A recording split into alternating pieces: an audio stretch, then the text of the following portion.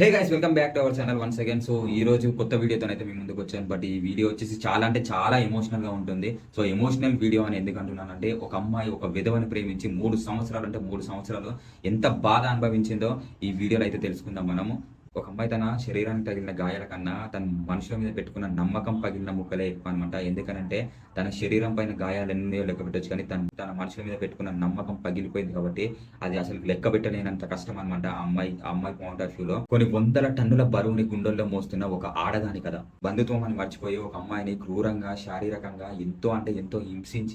ఎంతో హింసించిన ఒక రాక్షసుల కథ అనమాట ఇది. మధ్య తరగతి కుటుంబంలో ఒక బాధ్యతలు మోస్తున్న అమ్మాయిని ప్రేమ అనే ముసుగుతో ఒక బావిలో పడేసిన ఒక ప్రేమ కథ. సో గైస్, ఈ వీడియో స్టార్ట్ చేసే ముందు అయితే అందరికి ఒకటే మాట చెప్తున్నాను. సో ఈ వీడియోని ప్రతి ఒక్కరికి షేర్ చేయండి, ప్రతి ఆడపిల్లకి షేర్ చేయండి. సో ఇలాంటి వీడియో నేను ఎందుకు షేర్ చేయమని అడుగుతున్నానంటే, వాళ్ళకి ఒక అవగాహన ఉంటుంది, ఎవరితో ఎలా ఉండాలి, ఏ టైంలో ఎక్కడికి వెళ్ళాలి అని చెప్పేసి అయితే ఒక అవగాహన ఉంటుంది. సో దాని గురించి అయితే నేను షేర్ చేయాలని అడుగుతున్నాను. సో షేర్ చేయడం వల్ల మనకు పోయేది ఏం లేదు, వాళ్ళకు ఒక అవగాహన ఇచ్చినట్టు ఉంటే తప్ప. సో గైస్, కథలోకి వెళ్తే, గీతాంజలి అనే ఒక అమ్మాయి ఒక మారుమూల ప్రాంతంలో ఉంటుంది. సో ఈ కథలో మెయిన్గా నేను చెప్పేది ఏంటంటే, వాళ్ళ పేర్లను తీసుకొని వాళ్ళని ఊర్లను తీసుకొని ఎలాంటివి ఉండవు. ఎందుకనంటే నాకు ఇది ఒక మన సబ్స్క్రైబర్ మనకి సపరేట్గా వాళ్ళ ఫ్రెండ్కి జరిగిన ఇన్సిడెంట్ని మనకి డైరెక్ట్ ఒక మెసేజ్ రూపంలో పంపించారు, వాయిస్ రూపంలో. సో అందుకని చెప్పేసి అయితే నేను వాళ్ళ డీటెయిల్స్ ఏవి చెప్పకూడదు అనుకుంటున్నాను. ఈ ఇన్ఫర్మేషన్ బయటికి తెలియాలి అని అన్నారు, బట్ వాళ్ళ పేర్లు వాళ్ళ డీటెయిల్స్ అయితే తెలియదు అని చెప్పేసి అన్నారు. నేను అందుకని చెప్పేసి ఓన్లీ ఇన్ఫర్మేషన్ మాత్రమే చెప్తున్నాను, వాళ్ళ పేర్లు వాళ్ళ డీటెయిల్స్ అయితే చెప్పట్లేదు. సో మీరు దీంట్లో ఉన్న మ్యాటర్ని మాత్రమే అర్థం చేసుకోండి. చెప్పబోయే క్యారెక్టర్ పేరు కూడా తప్పు చెప్తున్నాను. అమ్మాయి పేరు వచ్చేసి గీతాంజలి అనమాట. ఆ గీతాంజలి అనే అమ్మాయి ఒక మారుమూల ప్రాంతం, సిటీ నుంచి ఒక 200 కిలోమీటర్స్ దూరంలో ఉంటుంది మన హైదరాబాద్ నుంచి. సో తను అక్కడ చిన్నప్పటి నుంచి ఒక మధ్యతరగతి కుటుంబంలో పెరిగింది. వాళ్ళ అమ్మ నాన్న అండ్ ఒకటే అమ్మాయి. తను చాలా అంటే చాలా కష్టపడి చదువుకుంది. అండ్ ఊర్లో నుంచి కూడా డిగ్రీ అయితే కంప్లీట్ చేసింది. డిగ్రీ కంప్లీట్ చేసిన తర్వాత తన ఫ్యామిలీని తనే పోషించాలి కాబట్టి తను ఒక స్టెప్ అయితే ముందుకైతే తీసుకుంది అనమాట. హైదరాబాద్కి వచ్చి అయితే జాబ్ చేయాలని అయితే నిర్ణయించుకుంది. ఆ టైంలో వాళ్ళ ఫ్యామిలీ వాళ్ళని అయితే ఒక మాట అడిగింది, నేనైతే హైదరాబాద్కి వెళ్ళి నేనైతే జాబ్ చేస్తాను అన్న టైంలో ఫాదర్ అయితే వద్దమ్మా, ఇప్పుడు ఈ టైం సరిగ్గా రోజులు మంచిగా లేవు, ఇప్పుడు ఏం అవసరం లేదు, నేనైతే నీకు కావాల్సింది అయితే మేము ఇస్తున్నాం కదా అని అంటే, లేదు నాన్న, ఇన్ని రోజులు నన్ను పెంచారు కాబట్టి మిమ్మల్ని చూసుకోవాలి కదా అనే కృతజ్ఞతతోనే తను అయితే ఊరి నుంచి అయితే సిటీకి అయితే బయలుదేరడం అయితే మొదలైంది. సో అదే టైంలో తను హైదరాబాద్కి రావడం, ఒక ఉమెన్స్ హాస్టల్ అయితే ఉండడము, ఒక జాబ్ అయితే వెతుక్కోవడము, ఆ జాబ్ దొరికిన తర్వాతకి అక్కడ జాబ్ చేస్తూ ఉంది. ఒక కంపెనీలో, ఒక మంచి ప్రైవేట్ కంపెనీలో అయితే జాబ్ చేస్తుంది. అండ్ శాలరీ కూడా మంచి 20+ ఉందనమాట. సో అలాంటి టైంలో తను ఒక 6 months అయింది. 6 months తర్వాతకి అక్కడ ఒక అబ్బాయి అయితే పరిచయం అయ్యింది సిటీలో. అండ్ ఆ అబ్బాయి ఎవరో కాదు, దూరపు బంధుత్వం ద్వారా తనకు పరిచయం అయింది అనమాట. సో దూరపు బంధుత్వం ద్వారా పరిచయం అయ్యి దాని కొద్ది రోజుల తర్వాతకి తను నేను ప్రేమిస్తున్నాను అని చెప్పేసి చెప్పడము, ఆ అమ్మాయి నిరాకరించడము, నాకు వద్దు, ఇలాంటివి ఏం నచ్చవు, నేను మా ఫ్యామిలీ గురించి నేను కష్టపడతానికి వచ్చాను నేను, సో నాకు ఇలాంటివి ఏం నచ్చవు, అయినా నీ పైన నాకు అలాంటి ఫీలింగ్స్ లేవని కూడా చెప్పేసింది కరాఖండిగా. సో ఆ అబ్బాయి అయినా ఏం పట్టించుకోలేదు. ఆ అబ్బాయి పేరు వచ్చేసి అనమాట రోహిత్. సో ఆ రోహిత్ అనే వ్యక్తి చాలా వేధించడం మొదలుపెట్టాడు. రోజు ఆఫీస్ దగ్గర రావడము, తను ఫాలో అవ్వడము, తను అంటే తన ఫోన్ నెంబర్ తీసుకొని ఎప్పుడు పడితే అప్పుడు కాల్ చేసి విసిగించడం, తన ఆఫీస్ అవర్స్లో ఉన్నప్పుడు ఆఫీస్కి వెళ్ళడము. సో ఇదంతా చేసేటప్పటికి గీతాంజలి దాన్ని ఒక టార్చర్ అనుకోలేదు, ఏమనుకోలేదు. సో ఆ టైంలో తను ఇంకా ఏం చేయాలో అర్థం కానప్పుడు ఇక్కడ ఆ అబ్బాయి పైన అయితే ఒక పాజిటివ్ వేలో అయితే థింక్ చేసింది. సరేలే, ఇంతగానో ఇష్టపడుతున్నాడు కదా, నిజంగానే ప్రేమిస్తున్నాడేమో అని చెప్పేసి తననైతే ప్రేమించడం అయితే మొదలుపెట్టింది. ప్రేమించడం మొదలుపెట్టిన ఒక 6 నెలలు అయితే మంచిగా ఉన్నారు, చాలా అంటే చాలా బాగా చూసుకున్నాడు. దాని తర్వాతకి ఒక 6 months అయిపోయిన తర్వాతకి పెనుభూతం అయితే అబ్బాయిలో స్టార్ట్ అయిపోయింది. అంటే పెనుభూతం అంటే ఏం లేదు, ఒక అనుమానం అనమాట. ఈ అనుమానం స్టార్ట్ అవ్వడం వల్ల రోజు ఆ అమ్మాయిని వేధించేవాడు. ఒక కాల్ చేసిన టైంలో కానీ, కాల్ బిజీ వచ్చిందంటే ఎవరితో మాట్లాడుతున్నావు, లేదంటే ఎక్కడికి వెళ్ళినా సరే నువ్వు నాకు చెప్పి వెళ్ళు, లేకపోతే ఈమె మాత్రం అంటే అలా ఫీల్ అవ్వలేదు. సో నా పైన ఎంతో ప్రేమ, ఎంతో కేరింగ్ ఉంది కాబట్టి నన్ను ఇంత బాగా చూసుకుంటున్నాడు. ఆఫీస్ టైం అయిపోయిన తర్వాత నువ్వు ఆఫీస్ నుంచి హాస్టల్ రావడానికి నీకు ఎంత టైం పడుతుంది, సో అంతే టైంలో నువ్వు హాస్టల్లో ఉండాలి, నాకు వీడియో కాల్ చేయాలి, నువ్వు ఎక్కడున్నా సరే. సపోజ్ ఇప్పుడు మార్నింగ్ హాస్టల్ నుంచి బయలుదేరింది అనుకో, సో ఎలా వెళ్తుంది, బస్సులో వెళ్తున్నావా, ర్యాపిడోలో వెళ్తున్నావా, లేకపోతే ఆటోలో వెళ్తున్నావా, అలా మొత్తం అంతా ఏంటంటే ప్రతిదీ స్క్రీన్ షాట్ ద్వారానే అసలు తెలుసుకునేవాడు అనమాట. సో వీణ కూడా వచ్చేసి సాయంత్రం టైంలో కలిసేటోడు అంట, వీక్లీ 2-3 times. నన్ను అనుమానించట్లేదు అనే ఆ పాయింట్ ఉంది. కానీ ఈ గీతాంజలి అనే అమ్మాయి లేదు, నన్ను అనుమానిస్తున్నాడు అని అయితే అనుకోలేదు తను. ఫైనల్ స్టేజ్కి వచ్చేసింది అనమాట. పీక్స్కి వెళ్ళిపోయింది దానికి. ఇంకా ఏమైందనంటే, సినిమాకి కానీ లేకపోతే వాళ్ళ ఫ్రెండ్స్తో కానీ ఎక్కడైనా బయటికి వెళ్ళిందంటే వీడియో కాల్ అయితే కంపల్సరీ చేయాలన్నమాట. నువ్వు వీడియో కాల్ చేసేంత వరకు నీకు టార్చర్ చూపిస్తూనే ఉంటాడు, ఎవరితో వెళ్ళినావు ఏంటి అని చెప్పేసి.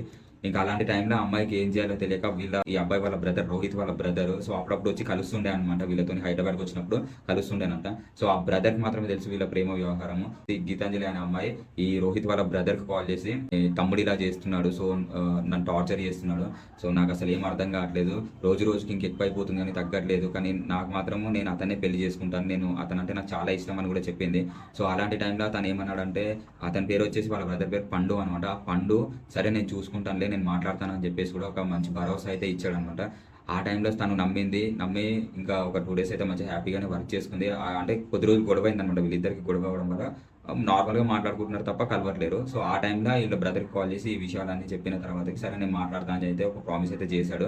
చేసిన తర్వాతకి ఒక రోజు ఫ్రైడే రోజు అనమాట. ఫ్రైడే రోజు ఆఫ్టర్నూన్ ఆ టైంలో కాల్ చేసేసి, సరే నేను మాట్లాడినాను, ఒకసారి నువ్వు విలేజ్కి వస్తే ఒకసారి పెద్ద మనుషులు ఉంటారు కదా, ఒక 4 మధ్యలో కూర్చొని మాట్లాడదాము అని చెప్పేసి అయితే చెప్పాడనమాట. ఎవరైతే ఈ పండు ఉన్నాడు వాళ్ళ ఊరికి రమ్మని అయితే పిలిచాడు ఈ అమ్మాయిని. పిలిస్తే సరే ఫ్రైడే కదా అంటే, వీళ్ళ ఊరు వాళ్ళ ఊరు కొంచెం పక్కనే అనమాట. ఒక 20 కిలోమీటర్స్ అలా డిస్టెన్స్లో ఉంటుంది. సో పక్కనే అనమాట. అయితే సరేలే ఇంకా వెళ్ళిపోదాము, ఏముంది ఇంకా మాట్లాడుతా అన్నాడు కదా అని చెప్పేసి ఈ అమ్మాయి ఫ్రైడే రోజు షిఫ్ట్ అంతా కంప్లీట్ చేసుకొని ఈవినింగ్ 7:30కి అలా బస్ ఎక్కిందనమాట. వాళ్ళు ఊరు వెళ్ళేసరికి ఒక 10:30, 11 అట్లా అయింది. 10:30, 11 అయిపోయింది. సో అక్కడ బస్ స్టాప్లో దిగేసి ఈ పండు అనే అబ్బాయికి అయితే కాల్ చేయడం అయితే జరిగింది. ఈ పండు అనే అబ్బాయి వచ్చి పిక్ చేసుకుని ఒక ప్లేస్కి అయితే తీసుకెళ్తున్నాడు అనమాట. ఆ నైట్ టైంలో ఇక అంటే మళ్ళీ పొద్దునే ఇక్కడ వీళ్ళు ఊరు వెళ్ళిపోదామని చెప్పేసి ప్లాన్లో ఉంది ఈ గీతాంజలి అనే అమ్మాయి. సో ఈ అమ్మాయికి చెప్పిన ప్లేస్ ఏదైతుందో ఆ ప్లేస్ను దాటేసి వెళ్ళిపోయే టైంలో ఈ అమ్మాయి ఒక మాట అడిగింది. ఈ అబ్బాయిని బాబానే పిలుస్తుండే అనమాట. రిలేషన్తోనే పిలుస్తుండే, ఎంతైనా సొంత అన్న కదా, వీళ్ళ బాయ్ ఫ్రెండ్ అన్న కదా అని చెప్పేసి సో బాబానే పిలుస్తుండే. సో బాబా ఇక్కడ నువ్వు చెప్పిన ప్లేస్ ఇదే కదా, మనం దాటేసి వెళ్ళిపోతున్నాము అని అన్నప్పుడు, లేదు ఇక్కడ కూడా కొంచెం సౌండ్ వస్తే వాడు వచ్చినట్టే గట్టిగా అడుగుతారు కదా, సో అందుకని చెప్పేసి కొంచెం దూరం వెళ్దాము అని చెప్పేసి ఇంకా కొంచెం వేరే దగ్గరికి తీసుకెళ్ళిపోయి అక్కడ ఆపిండనమాట. అక్కడ ఆపేసి తను ఇప్పుడు చెప్పు ఏమైంది అని చెప్పేసి అంటే తను స్టార్టింగ్ నుంచి స్టోరీ అంతా చెప్పుకుంటూ వచ్చింది. తను ఎలా అయితే పరిచయం అయ్యిండో, ఎలా వాళ్ళ మధ్యలో సంబంధం ఏర్పడింది అని ఏంటి అని చెప్పేసి. సో అప్పటికి వీళ్ళిద్దరి మధ్యలో శారీరకంగా కూడా సంబంధాలు అయితే కలిసాయి అనమాట. ఎందుకంటే ఈ అమ్మాయి నమ్మింది కాబట్టి ఒక్కసారి కాదు 2 సార్లు కాదు చాలా సార్లు శారీరకంగా అయితే కలిశారని అయితే అమ్మాయి డైరెక్ట్గా చెప్పేసింది అబ్బాయితోనే. ఏం చేయాలో అర్థం కావట్లేదని ఏడుస్తూ ఉండే టైంలో సరే నేను మాట్లాడినా, వాడు వస్తలే, వచ్చిన తర్వాత మాట్లాడదాం అని చెప్పేసి అన్న టైంలో గీతాంజలి ఒకసారి ఫోన్ ఇవ్వని చెప్పేసి అయితే పండు అడగడంతో, ఎందుకు అని అంటే నీ దాంట్లో నుంచి ఫోన్ చేద్దాము రోహిత్కి అని చెప్పేసి అని అన్నాడు. అన్న తర్వాతకి సరే అని చెప్పేసి ఫోన్ ఇచ్చింది. కొంచెం దూరం వచ్చేసి ఫోన్ తీసుకొని ఫ్రెండ్స్ కాల్ చేసి సో మళ్ళీ బ్యాక్ వచ్చింది గీతాంజలి దగ్గరికి వచ్చేసింది పండు. సో వచ్చి గీతాంజలి అని చెప్పేసి పిలవగానే తను ఏంటి బావ అనేసరికి, నేను ఎన్ని రోజుల నుంచి నీకు ఒక విషయం అయితే చెప్పాలనుకుంటున్నాను అని అన్నాడు. అనేటప్పటికీ ఏంటి బావ అని చెప్పేసి అడిగేసరికి, ఏం లేదు యాక్చువల్గా నువ్వు ఇది ఎలా చెప్పాలో కూడా తెలియదు, బట్ నాకు చిన్నప్పటి నుంచి కూడా నువ్వు అంటే నాకు చాలా ఇష్టం, మనం ఎంతైనా దూరపు బంధుత్వం కదా, నేను అప్పుడప్పుడు చూస్తుండే, కాకపోతే నీకు ఎప్పుడు చెప్పనీకి నాకు ఛాన్స్ కాలేదు, కానీ మా తమ్ముడి కంటే ముందు నేనే నిన్ను ప్రేమించాను యాక్చువల్గా, కాకపోతే మా తమ్ముడు నీకు ప్రపోజ్ చేసేసరికి నాకు ఏం చేయాలని కూడా నాకు అర్థం కాలేదు అని చెప్పేసి ఫోన్ ఇస్తూ మీద చెయ్యి అయితే వేసాడంట గీతాంజలి మీద. సో ఆటోమేటిక్గా ఒక ఆడపిల్ల పైన ఏ విధంగా చేస్తున్నారని అయితే ఒక ఆడపిల్ల అయితే గమనిస్తుంది కదా, సో అదే విధంగా గీతాంజలి అయితే గమనించింది. సో బావా ఇది కరెక్ట్ కాదని చెప్పేసి అనేటప్పటికీ, లేదు ఇది కరెక్టే అని చెప్పేసి అయితే బలవంతం అయితే చేయడానికైతే ట్రై చేశాడు. ఆయన వినిపించుకోవడం కొంచెం గట్టిగా అరుస్తుంది. ఎంత అరిచినా సరే ఏం లాభం లేకపోయింది. బికాస్ ఎక్కడో ఊరికి చాలా చాలా దూరంలో ఉన్నారు. ఎంత అరిచినా లాభం లేకపోయింది. అప్పటికి వీళ్ళ పండు ఎవరికైతే ఫోన్ చేశాడో వాళ్ళ ఫ్రెండ్స్ అయితే వచ్చారనమాట. గీతాంజలి ఒక మాట అన్నది, నాకు కొన్ని వాటర్ అయితే తెచ్చివ్వండి, నాకు ఏంటంటే నాకు మీ తమ్ముడు చేసిన టార్చర్కి గత ఒక 3 months నుంచి నేనైతే సరిగా ఫుడ్ తినలేదు, సరిగా వాటర్ తాగలేదు, నాకు కొన్ని వాటర్ అయితే తెచ్చియండి అని చెప్పేసి అనేసరికి, జస్ట్ ఒకసారి నా ఫోన్ ఇవ్వని నేనైతే ఫ్రెండ్కి అయితే ఒక మెసేజ్ పెట్టాలి, బికాస్ నేను హాస్టల్కి రాలేదనుకో, హాస్టల్ రాకపోతే మళ్ళీ ఇంట్లో వాళ్ళకి కాల్ చేస్తారు, ఇంట్లో వాళ్ళు కంగారు పడతారు అని చెప్పేసి అనేటప్పటికి ఆమె ఫోన్ అయితే ఆమెకి ఇచ్చేస్తారు. ఇచ్చేసినప్పటికి వితిన్ ఫ్రాక్షన్ ఆఫ్ సెకండ్లో మెసేజ్ పెట్టేసి అయితే మళ్ళీ రిటర్న్ అయితే ఇచ్చేస్తుంది అనమాట. సేమ్ ఇంకా అదే బలవంతం చేస్తూ ఉంటారు. ఇద్దరు కాళ్ళు పట్టుకోవడం, ఇద్దరు చేతులు పట్టుకోవడం చెప్పేటప్పటికి ఆమె స్పృహ తప్పిపోతుంది. స్పృహ తప్పిపోయిన తర్వాతకి ఇంకా అరౌండ్ అక్కడ ఆమె స్పృహ తప్పి పడిపోతుంది. కరెక్ట్గా ఒక 4:35 అలా అవుతుంటుంది. ఆమె కళ్ళు తెరిచి చూస్తుంది. ఆమె చుట్టుపక్కల ఎవ్వరు ఉండరు. బట్టలు మొత్తం ఆగమాగం అయిపోయి ఉంటుంది, జుట్టు మొత్తం ఆగమాగం అయిపోయి ఉంటుంది. సో తర్వాతకి తను మెల్లిగా బస్ స్టాప్ దగ్గర వరకు నడుచుకుంటూ వచ్చేసి, ఎర్లీ మార్నింగ్ బస్సెస్ ఉంటాయి కదా ఊళ్ళలో, ఆ బస్ అయితే ఎక్కేసి సిటీకి అయితే వస్తుంది అనమాట. తను సిటీకి వచ్చేసి బస్ స్టాప్లో దిగి ర్యాపిడో బుక్ చేసుకుని హాస్టల్ దగ్గరికి అయితే వెళ్తుంది. సో కొంచెం హాస్టల్కి ర్యాపిడో కొంచెం దూరంలో అవుతుంది అనమాట. బికాస్ అందులో అలా ఉండడం వల్ల ర్యాపిడో గేట్ దగ్గరికి అయితే వెళ్ళలేదు. సో ఒక 200 meters దూరంలో ఆగినప్పుడు తను దిగి నడుచుకుంటూ కూడా వెళ్ళలేని పొజిషన్ అనమాట. బికాస్ తను హాస్టల్కి వెళ్ళి తను ఫ్రెష్ అప్ అయ్యే టైంలో తన బాడీకి ఉన్న గాయాలన్నీ చూసుకుంటూ అసలు ఏమైంది, నేను ఎప్పుడు అంటే నాకు ఎలా స్పృహ తప్పి పడిపోయే ముందు తను ఏం చేసిందంటే తెలివిగా ఇక్కడ ఏదో నాకు ఏదో జరగబోతుందని అంటే అంటే ఐ మీన్ అప్పటికి మిస్బిహేవ్ చేస్తున్నాడు కదా వాళ్ళ బావ. తను అందుకే వాళ్ళ ఫ్రెండ్కి మెసేజ్ పెడతా అని చెప్పేసి తీసుకొని వాళ్ళ ఫ్రెండ్కి మెసేజ్ పెట్టి విత్ ఇన్ ఫ్రాక్షన్ ఆఫ్ సెకండ్లో ఒక వాయిస్ రికార్డర్ అయితే తన ఫోన్లో అయితే ఆన్ చేసి పెట్టుకుంది. సో తను ఫ్రెష్ అప్ అయ్యి వచ్చి కూర్చొని ఆ వాయిస్ రికార్డర్ వింటున్న టైంలో అసలుకి వాళ్ళ బావ మాత్రమే కాదు అఘాయిత్యానికి పాల్పడింది. ఎవరైతే నలుగురు ఫ్రెండ్స్ వచ్చారో ఆ నలుగురు ఫ్రెండ్స్ కూడా ఈ అఘాయిత్యానికి అయితే పాల్పడ్డారనమాట. అమ్మాయిని అయితే నాశనం, అమ్మాయి లైఫ్ని అయితే నాశనం చేశారు.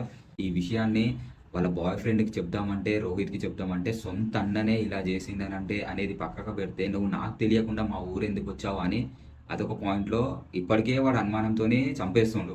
ఆ అనుమానం క్లియర్ చేసుకుందామని చెప్పేసి వీళ్ళన్న కంప్లైంట్ చేస్తే వీళ్ళన్ననేమో ఈమెని అఘాయిత్యం చేసిండు.